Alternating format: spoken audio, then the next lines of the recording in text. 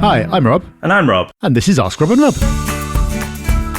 Hey everyone, welcome to Ask Rob and Rob, the show where you give us your wonderful property questions, normally property anyway, and we do our very best to give you a great answer in return. We'll try that format once again this week, but before we do, let's give you a quick reminder of how you can get your question on the show. Yep, it is so easy. You just have to go to propertyhub.net/ask. And once you're there, you can leave us a voicemail, which is amazing because we get to hear other people's voices on the show and we get to hear questions that take us into areas that we would never otherwise cover. So we love it. And helping us to do that today is Colleen.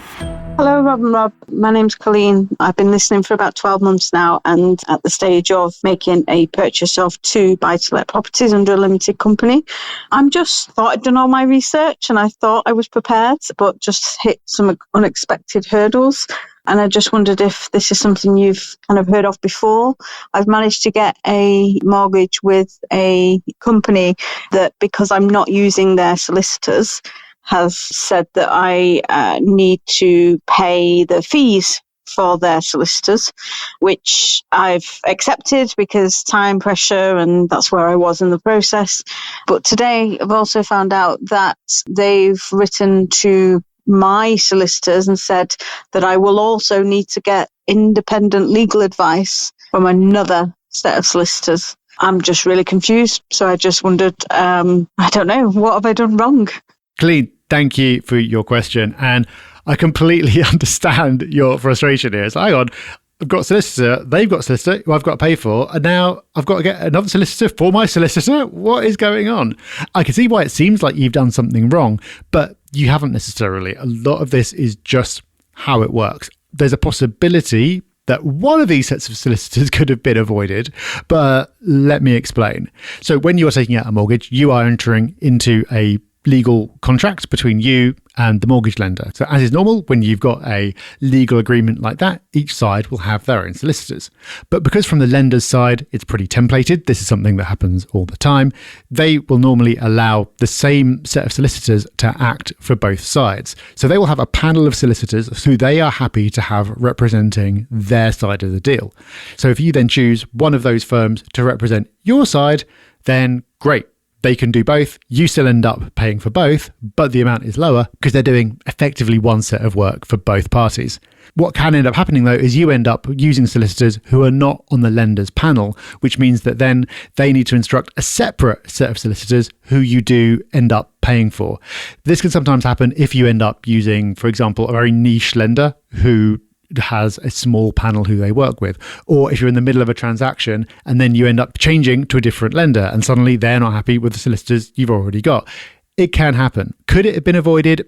I don't know enough about the particular case, but generally your mortgage broker should be helping you with this and making sure that you are using a solicitor who the lender will be happy to have act for them as well.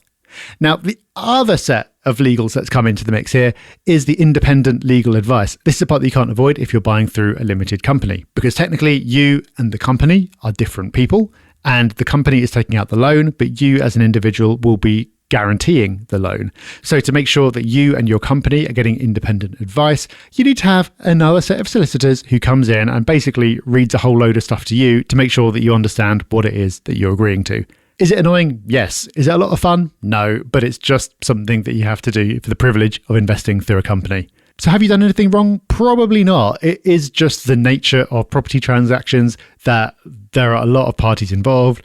They all want to charge you. It's very annoying and it takes a long time. But I completely understand why, as a newcomer, coming into all this and going like, what? What is going on here? You don't know what's normal and what's not. So I really appreciate you answering the question, because that's allowed us to hopefully not just give you some context and set your mind at rest a little bit. It will have done the same for a lot of other people as well. So thanks, Colleen, for your question. Okay, thank you, Colleen. And let's listen to our next question, which comes in courtesy of Nick. Hi, Rob and Rob. Many thanks for the podcast and all the free information you share in your newsletter and website. I noticed that you've started to address many of the concerns for current and potential landlords, but I greatly appreciate you answering one more question. I've noticed a change in the discourse of national politics and also in the output of many policy think tanks. I'm concerned that new taxes or other charges may be introduced on capital investments. Landlords could face extra costs for holding property in what HMRC classifies as passive investments. I'm aware that some countries do have such costs, and the UK has also taxed capital investments differently in the past. What changes do you think are possible, and how does that change our calculations for the future? Many thanks once again, Nick. Thanks, Nick. Appreciate your question. It's an interesting one, right? Where do you go with your planning? You know where I go? Not very far. With this type of planning anyway, because what you are doing is disaster planning. If this happens or if that happens, where does it end? At what point do you draw the line and say, okay, that's enough now, I've gone far enough with this speculation and with this planning? If we had listed off all the things that have been talked about over the years on this podcast and not delivered when it comes to around policy change or anything to do with buy-to-let, it would be the longest podcast we've ever done. Lots gets talked about, as we've learnt with governments over the years. Not always action is delivered off the back of it. And lots of different people within government have lots of different opinions, which may be one of the reasons why things don't get done. So I personally don't do this type of planning, nor do I plan the upside. You might have a different framing on the world and plan for upside and go, okay, well, the property market will boom in 5 years and I'm going to take my money out then. I don't do that either. So I don't do it on the negative side, but I also don't do it on the positive side. What I think you should do, though, if you're listening to this and thinking, well, how can I play on the defensive, is if you don't already, look at investing with a limited company. Now, of course, take all the tax advice around that. And Rob's just talked about limited companies, and there are nuances you need to understand that makes it different from traditional buy-to-let. But the reason I suggest that is because that's in a company structure, and the most likely changes will be to properties held in your own name. So when it's owned by an individual, because most of the government's tax policies have been targeted at individuals rather than companies. And if you think about build to rent, the billions that is invested in there, does the government want to attack that market? Does it want to attack companies that invest in property? I would suggest no, certainly much less likely. So a defensive play is actually to invest like the big boys. There are tax advantages currently for doing it that way as well, compared to investing in your own name. Again, not necessarily true for everyone, but once you've got that tax advice, you may feel that's the best course of action. You may be doing it that way already, and you don't realise that you've put that defence play in place already. And if you have, amazing. Just a bit of good news for you, Nick. But also, as Rob said, for everyone else listening to the podcast, you may be thinking, I invest through a limited company for the benefits that brings from a taxation point of view.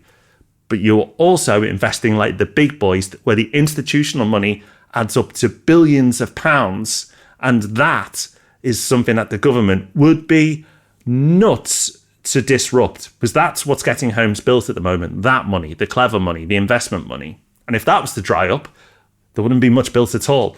So invest like the professionals, because you'll probably be protected as they are protected because of the huge sums of money involved. Of course, I can't promise you that, Nick. This is just my belief, but you have it now. And what you do with that information is up to you. But what I wouldn't do is plan out for all the negative things that could happen. Because one, you're not going to get much sleep. And two, most of it won't happen. Indeed. So thank you, Nick. Thank you, Colleen, for a pair of great questions that's allowed us to put out another helpful episode of Ask Rob and Rob. We'll be back to do it again next week. But before then, we'll see you back here for the Property Podcast on Thursday. Until then, have a great week. Bye-bye. Bye-bye. Hi, it's Tracy here from Property Hub. We know there's a lot going on right now. Interest rates, regulation changes, negative sentiment. It's a lot to process. So we want to know, how are you feeling about it all? Are you buying? Are you selling? Are you hiding behind the sofa waiting for it all to pass? We've put together a short survey to find out. It takes 2 minutes and it'll genuinely shape what we cover on future episodes. You can find the link at propertyhub.net/survey to have your say.